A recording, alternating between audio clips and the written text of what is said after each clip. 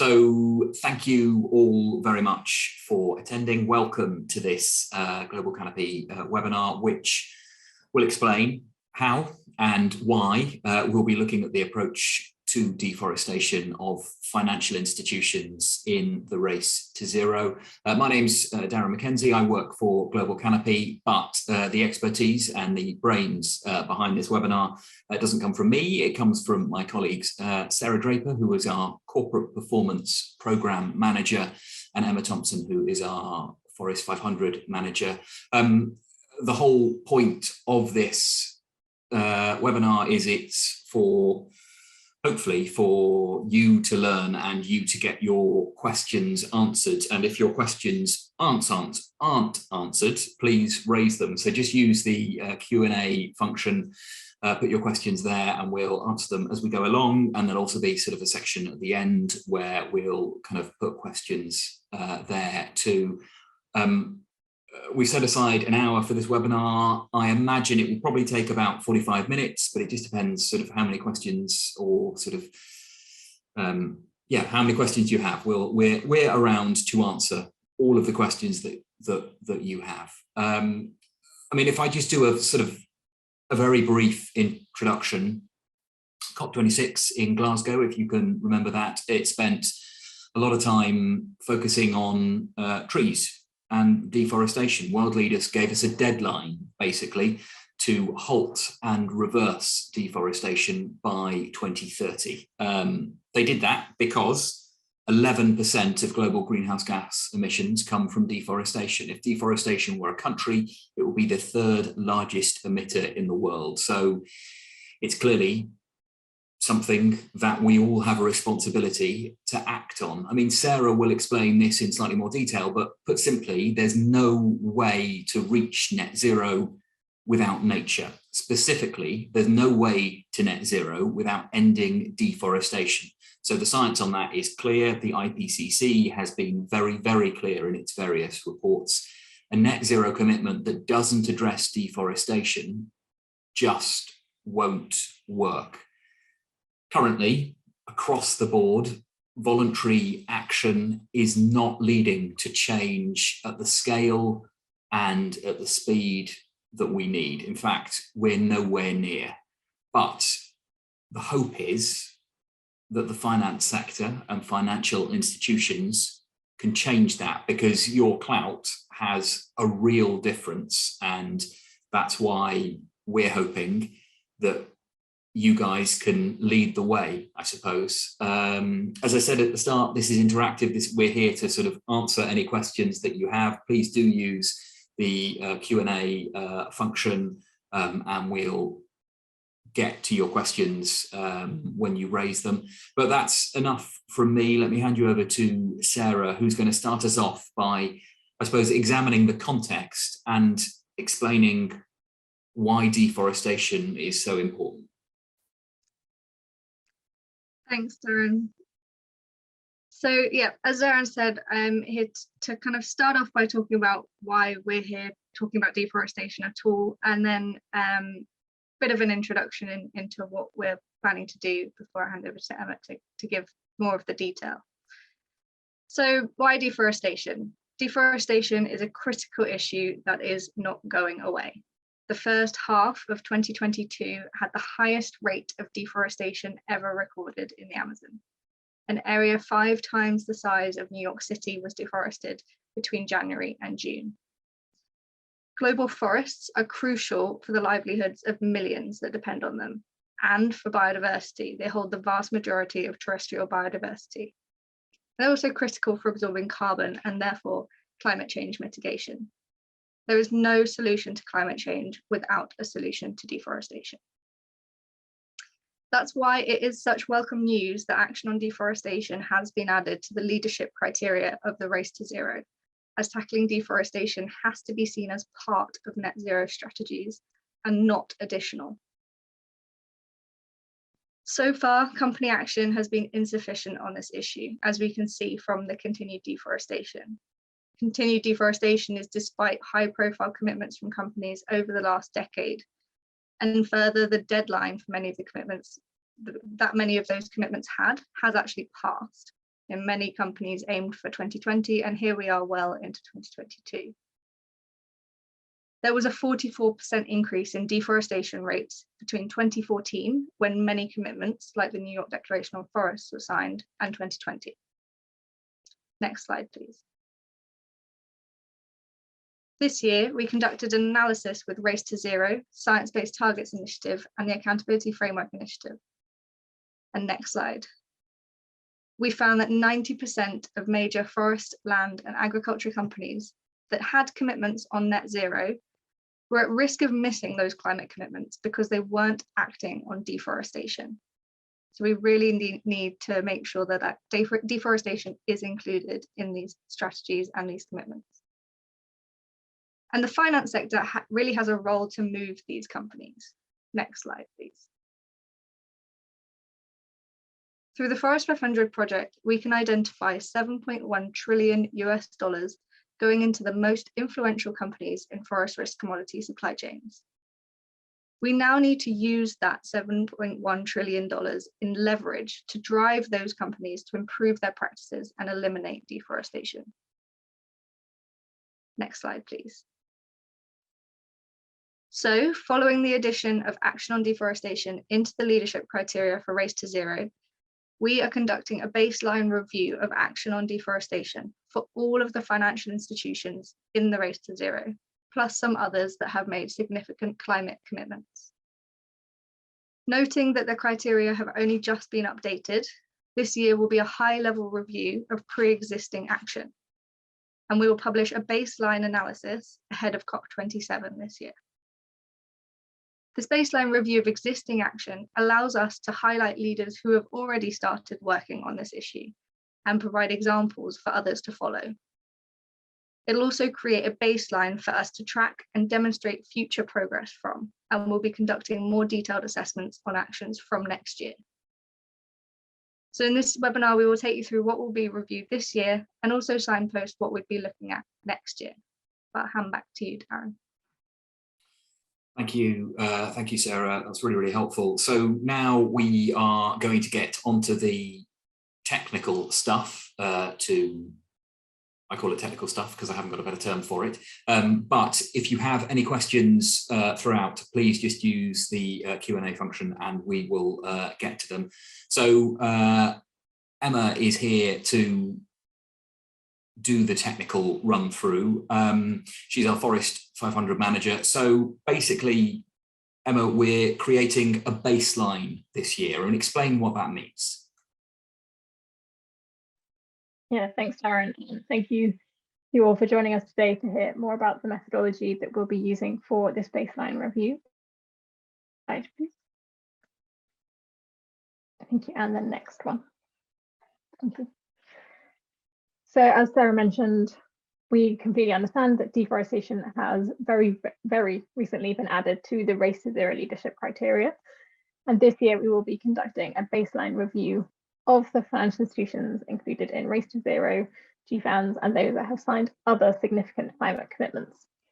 These baseline reviews will be looking at the exposure of these financial institutions to deforestation risk, as well as their existing policies and action on deforestation and associated human rights.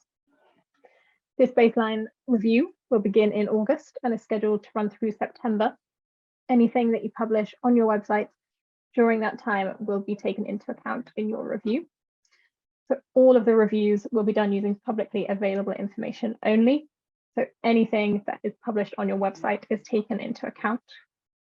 No privately reported information is accepted as part of these reviews, but this year we have provided all financial institutions with access to a form through which you can inform us of any documents or policies newly published during the review period.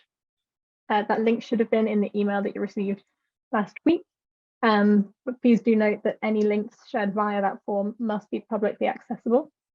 You have all been sent a link to that form, but we will be sending it out as well in a follow-up email to this webinar. So you'll have two versions or two links, so you've definitely got it. It's also important to note that we will be assessing financial institutions at the level through which they became a signatory to Race to Zero, including the individual initiatives which make up the Race to Zero, as well as the level at which they signed GFANZ or made their other significant climate commitment. as I briefly mentioned, the reviews will focus on two things: exposure to deforestation risk and existing action on deforestation and associated human rights. The light touch baseline review will be reviewing against best practice for the sector, and the methodology we'll be using, which I'll go through in more detail momentarily, is an adapted version of the 2022 Forest 500 financial institution methodology. What this also means is that this baseline review will be aligned with the finance sector roadmap for eliminating commodity-driven deforestation and the best practice defined by the Accountability Framework Initiative. Another key point here is that the baseline reviews of each financial institution will not be given a numerical score. The purpose of the reviews, as Sarah said, is to create that baseline. So although the answers are recorded, no numerical score is given. We will also be working with a team of language consultants to ensure that reviews are conducted in the native language of the country where the financial institution is headquartered, as well as in English. And also to recap what Sarah mentioned earlier, ahead of COP27, we will be publishing an independent baseline analysis with the results of this review, sharing high-level insights on the current state of action on deforestation, as well as the underlying data being made available. And the analysis will be contextualized within the exposure to deforestation risk through financing. And then finally, all financial institutions will be notified of the outcome of the baseline review shortly before it is launched, just before COP27. And now that we've got all of the kind of fundamental details sorted, I'll now go on to the methodology itself. If I could have the next slide, please. Thank you. There are 12 indicators included in the baseline review methodology, the first 3 of which that you can see on the screen look at the financial institution as a whole. The first is an overarching commitment to address deforestation or conversion of natural ecosystems in the portfolio, which to be considered for this indicator must be applicable to all of the organization's financing activities and exposure. The second looks to see if the organization recognizes deforestation, conversion, or associated human rights abuses as a business risk to the institution itself, including whether that risk is interpreted as regulatory, financial, or reputational instance. And then the third is looking at whether the financial institution is involved in any collaborative sector initiatives on deforestation, or is involved in any advocacy for legislation on deforestation, like the EU or the UK, or even the US due diligence legislation, for example. Next slide, please. All of the following indicators that I'm about to talk through are assessed once for each commodity, specifically 4 commodities: the cattle products, which encompasses beef and leather, soy, palm oil, and timber products, for timber and pulp and paper. We're focusing on those 4 commodities because they drive 2/3 of tropical deforestation, and taking strong action on those 4 commodities will have a really significant impact on global rates of deforestation, but also biodiversity loss and climate change. Indicator number 4, as you can see, looks for the financial institution to have a commodity-specific policy on deforestation or conversion. To be considered for this indicator, the policy must mention the name of the commodity, but this policy can include protecting priority forests or using credible certification schemes through to zero gross deforestation or zero gross conversion, and the strength of the policy is recorded as part of this indicator. An effective approach to deforestation or conversion must also address human rights abuse risks and impacts. The 2 issues are very closely linked and they must be treated as such. So as you can see, the next indicator looks at requiring clients or holdings to test for the free, prior, and informed consent of Indigenous peoples and local communities prior to acquiring new interests in land or developments, and crucially, not proceeding with those operations unless consent has been given. We will also review in indicator 6 whether the client or holdings are required to have a labour rights policy. Specifically, this policy must include 4 specific human rights: the right to have freedom of association, and the right to be free from forced labour, child labour, and discrimination. Next slide, please. The next indicator is all about requiring clients or holdings to respect the customary rights of Indigenous peoples and local communities to land, resources, and territory, and refrain from acquiring land until any existing conflicts have been resolved. And as you can see, we also have an indicator on requiring clients or holdings to have a zero tolerance approach to violence and threats against forest, land, and human rights defenders. And indicator 9 is an indicator which is reviewed once for each of the indicators we've just been through, so from 4 through to 8. And this really looked at the scope of each commitment that's been made.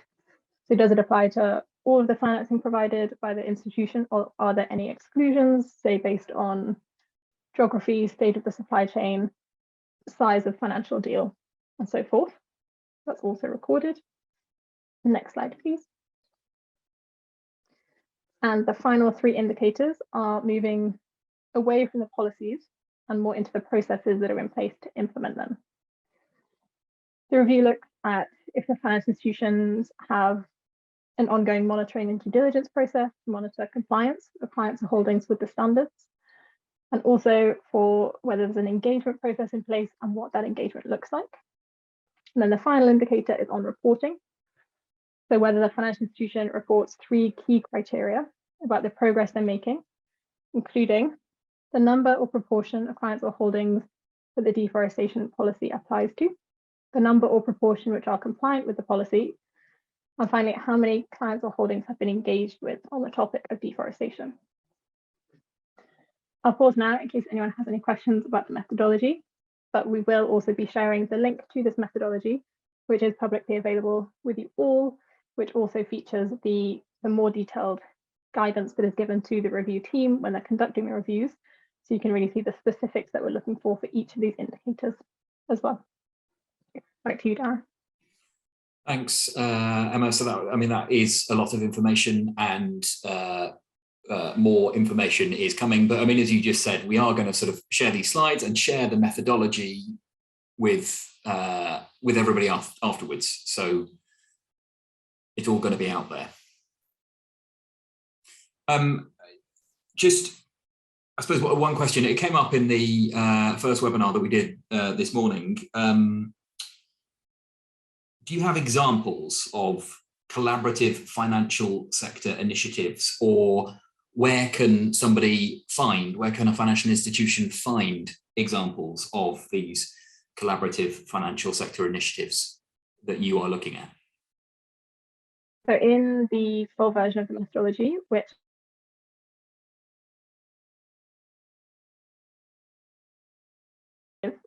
of consider, that could include things like the IPDD, but really any collaborative initiative that has an aim or a goal focused on deforestation would be considered for that indicator. That's brilliant, thank you. So you've explained what is going to happen sort of now, and what is going to happen basically to the end of this year. But in 2023, there's going to be a change, and financial institutions will be assessed, scored, and ranked according to our Forest 500 methodology. What exactly does that mean? Yes, so if I have the next slide, please. Thank you. So yes, in 2023, we will be changing our approach. So in a similar way, these assessments will be based, again, only on publicly available information, so no privately reported information being accepted.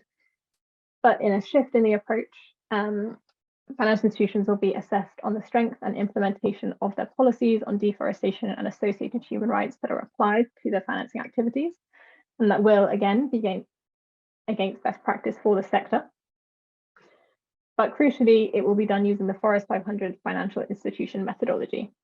That methodology in its full form is completely aligned with the finance sector roadmap I mentioned earlier, which is endorsed by the Accountability Framework Initiative.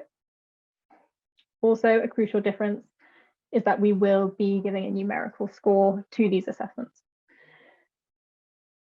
Although similarly, again, all assessments will be conducted in the native language of the country where the financial institution is headquartered, and all assessments and all data collected as part of those assessments will be made publicly available as well. Next slide, please. And just to give you an idea of kind of the planned timelines for 2023, this is an overview of the likely timeframes. The 2023 assessment period will likely start in June 2023, and all financial institutions being assessed as part of those assessments will be notified at the start of the assessment period via email. In September 2023, we're expecting those assessments to be completed. And again, you will be notified at the end of that assessment period. In terms of the information that will be counted in these assessments, anything published between the end of the 2022 review period for the baseline, so anything after the start of October 2022 through to the end of September 2023, or when you receive that end of assessment period email, will be counted in the 2023 assessments. And then finally, in November 2023, we will be launching the findings of those 2023 full assessments alongside a report on the results. And again, the underlying data will be made available. Next slide, please. And we did think it would be useful at this point to give you a quick overview of the Forest 500 financial institution methodology. As you can, so before I start, this is the 2022 financial institution methodology, and there may be some changes to the 2023 methodology, but when you are contacted about the start of the assessment period next year, you will also be sent a link to the new methodology. Next slide, please. Thank you. So as you can see on the screen, the Forest 500 financial institution methodology has 4 key sections. So the first is overall approach, which looks at the high-level action the financial institution is taking to address deforestation. So this is looking at policies and processes that apply to all of the financial institution at the board level.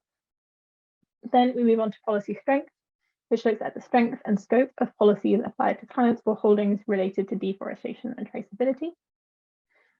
We then have associated human rights, which assesses on whether the financial institution has policies in place to require clients or holdings to address critical human rights issues in forestry supply chains, including some of those that we talked about earlier, like labor rights, customary rights, land resources and territory, and free, prior and informed consent. And then finally, reporting and implementation. This section of the methodology looks at how financial institutions are communicating about the implementation of their policies in their financial portfolios and whether they're following the best practice processes to ensure effective implementation. Next slide, please. And now you can see the breakdown of these sections and how they add up to make a financial institution's total score for the Forest 500 in 2022. As I said, each year we do review this methodology against best practice, and we do update it incrementally as needed. This isn't necessarily the score breakdown that will be used in the 2023 assessment, but it's just a useful kind of guide on how the scores are calculated. So as you can see, the financial institution receives a score for overall approach, as well as a commodity-specific score for each commodity, which are then added together to reach that total score out of 100. As you can see, in 2022, the overall approach, which is assessed once per financial institution, is worth 10% of the total score. And then as each financial institution is assessed on the 4 highest forest risk commodities, so cattle products, soy, palm oil, and timber products, we assess financial institutions on the content of their policies, strength of their policies on associated human rights, and then finally implementation and reporting for each of those 4 commodities.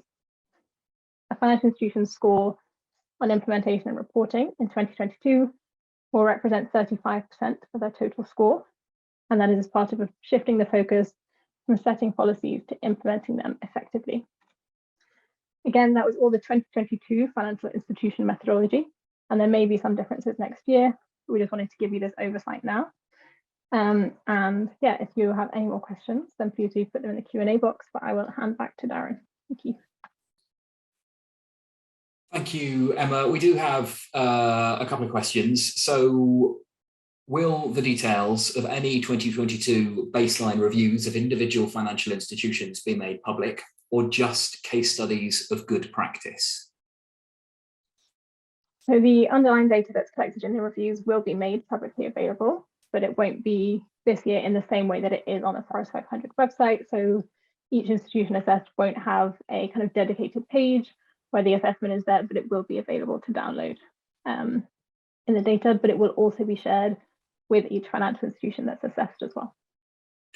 And the assessments, the sort of the baseline reviews will be shared with the financial institutions first and then be made public. That's how it works. Yeah, so we will, our plan is to reach out to everyone roughly a week before we launch. So kind of towards the end of October, to let you know the outcome of the baseline review and share that with you. And then we will make that publicly available a week later.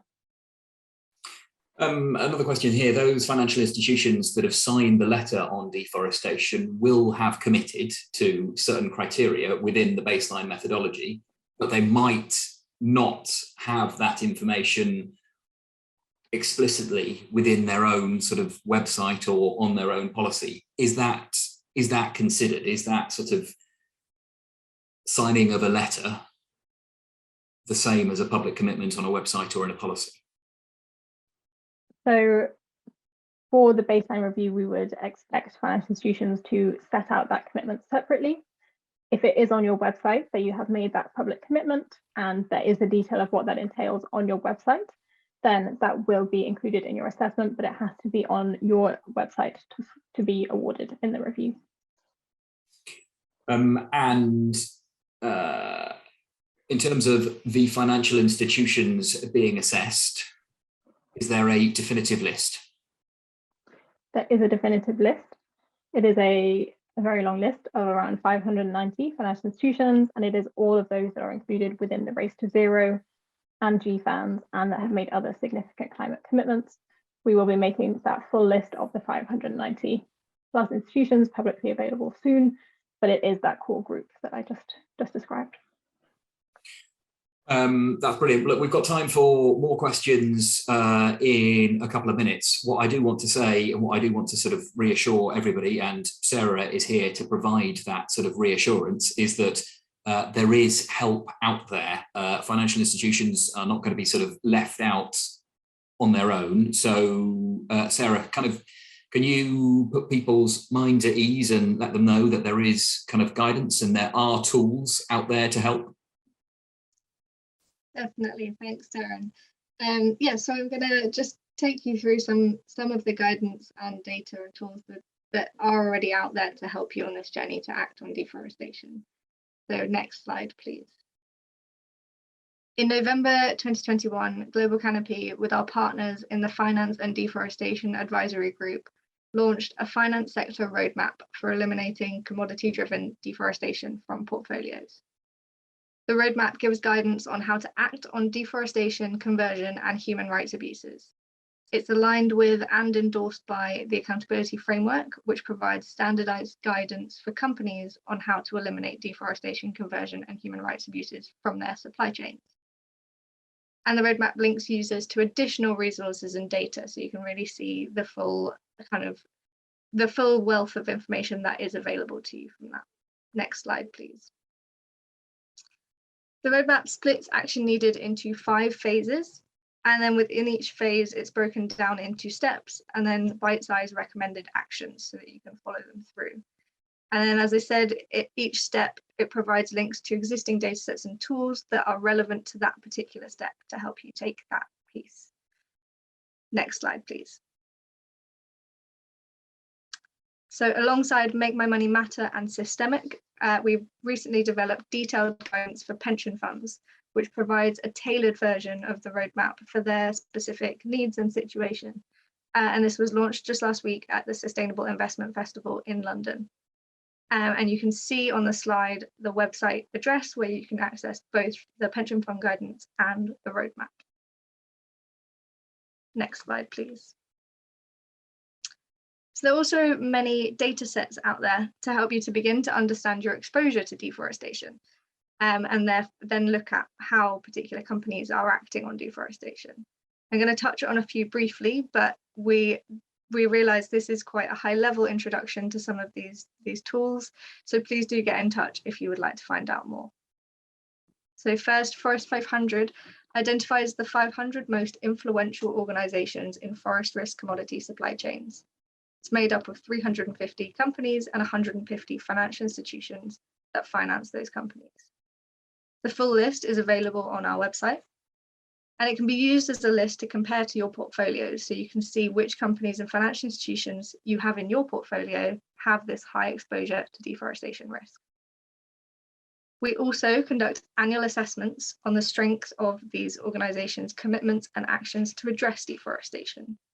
So then you can filter which ones are in your portfolio by who is managing that risk well or who is not acting at all. Trace finance connects financial institutions, including banks and investors, to commodity traders, which are then connected to sourcing regions and deforestation risk.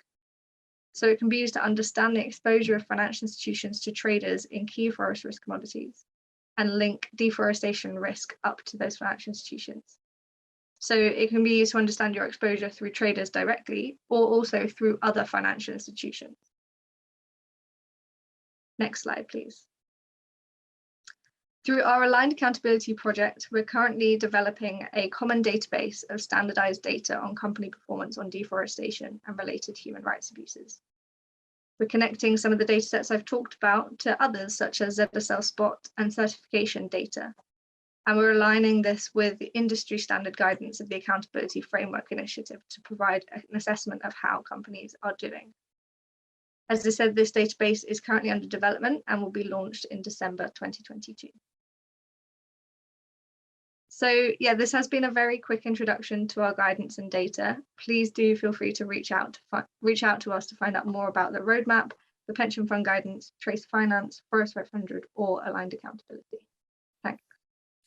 Thank you, Sarah. Can you just outline sort of quickly why are we doing this in 2 steps? Why is there a kind of baseline review this year and then in 2023 things get really serious? Why that split?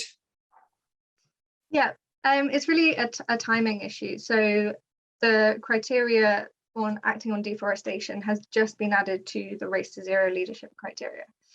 So financial institutions in that sample may not have started acting on deforestation yet and may have been focusing on other aspects of their climate commitments.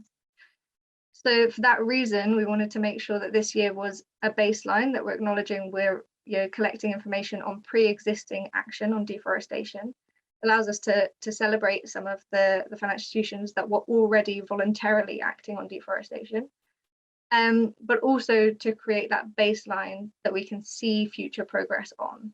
But we really felt that for those purposes, we didn't need the full, really detailed assessments. So they didn't need to be scored. So that's why we've gone for this kind of lighter touch review for this year. If anybody has any questions, please do throw them in the question and answer function, because we've got time, and as I have hopefully made clear, we are here to help. Emma, we've got a question here about do you consider the size of the financial institution that you're assessing? And I suppose it's relevant to extend that as well. Do you also consider the type? Different financial institutions do different things. So in the review itself, we do not consider the size of the financial institution. We will be looking at their exposure to deforestation risk, which will be influenced in some ways by the size of the financial institution. So it will be considered in that way, but not in those 12 indicators that I just went through. And in terms of factoring in the different types of financial institution, so as I mentioned, the baseline review methodology, those 12 indicators, are adapted from the Forest 500 financial institution methodology, which we have been using since 2014 to annually assess those 150 financial institutions that Sarah just mentioned. So we have deliberately designed that methodology to be able to, or to be applicable to all types of financial institutions, whether they're asset managers, banks, asset owners, pension funds, all the different types, it is applicable to them. We use the language of clients or holdings, so it's not company specific or specific to any type of asset class. And within each indicator, there is the guidance that is given to the review team that you'll also be able to see in the PDF methodology that was shared. We give full detail on what's scored, and that is generic to regardless of the type of financial institution. Sarah, I've got a question here about why are we going directly for the financial institutions, I suppose? So the question says, the Net Zero Asset Owners Managers Alliance initiatives don't currently have deforestation related criteria. Rather than going directly to the institutions, why not lobby the initiatives? I mean, I suppose the answer is a little bit we've had initiatives before that haven't quite worked. So we do need to go for the financial institutions, but I'm sure you can put that in a much more eloquent way than I have. Yeah, I think it's also that we need to do all of those things, right? We absolutely need to make sure that deforestation is included in all climate strategies. So we need to go direct to the financial institutions, but also to the initiatives to make sure that that awareness is raised to those groups as well. And we are responding to consultations wherever we can to make sure that deforestation is explicitly included in climate strategies for initiatives such as these. So I know that there are some consultations ongoing on transition plans with those initiatives that we are feeding into, and we know others are as well. But we feel it is also important to go direct to the financial institutions to help to raise awareness of what the guidance and the data that is out there to help them, and to make sure that we are kind of all acting with the urgency that is required to solve this problem.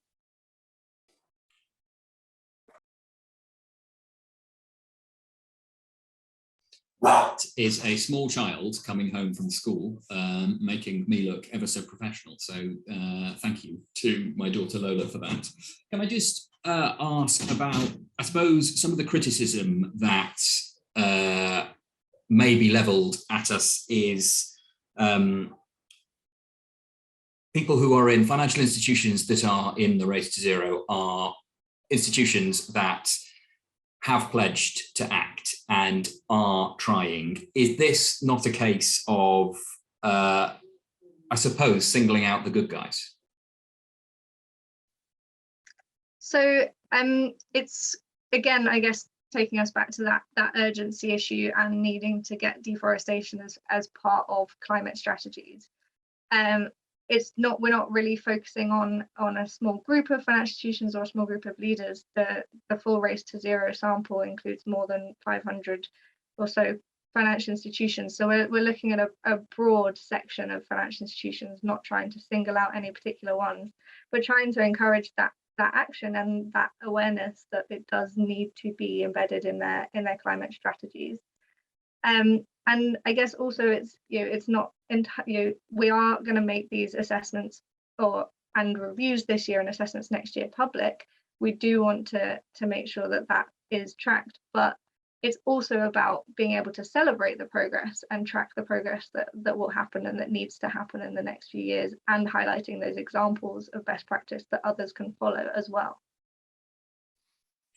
Emma, I think this might be best for you, but it might also be something that we need to get back to people on. But any recommendations for investor frameworks, methodology for deforestation-free alignment portfolios or investments, comparing this to sort of Paris-aligned frameworks, which seem perhaps better defined? So I think the first place I would point you to would be the roadmap, the finance sector roadmap to eliminating commodity-driven deforestation that Global Canopy developed with the Finance and Deforestation Advisory Group. It provides that six-phase approach of how to address or identify, address, and eliminate deforestation from portfolios. And within that guidance, it points to a really comprehensive set of data sets and tools, in addition to the ones that Sarah talked us through. And also other guidance that might be useful for you.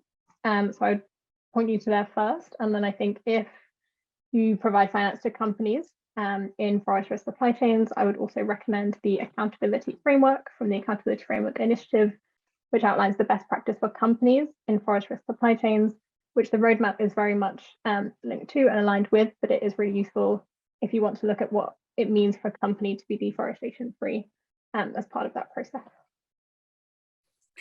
I mean, perhaps if I can sort of end with, I suppose, some positivity and some action. What is the first step, Emma? What a financial institution starting on this journey, what's the first thing they should do?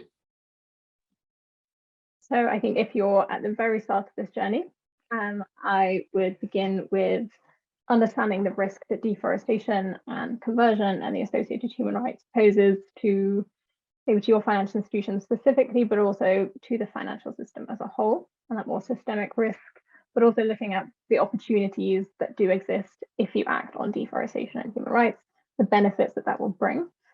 But then I would also, do a very kind of rough cut of how are you likely exposed to deforestation risk? Is it through particular commodities, particular sectors, particular industries? Because that will give you a really good basis to understand your exposure to that risk further, but also to kind of springboard the rest of the process that this baseline review and that the Forest 500 financial institution methodology looks at as well.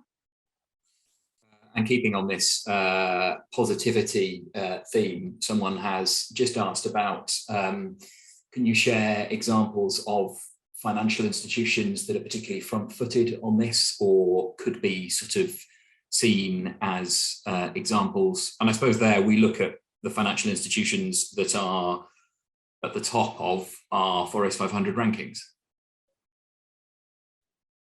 Yeah, exactly. I think that would be the first place I would point you to, would be forest500.org. If you click on the rankings page, you can then click on financial institutions and filter them based on their total score.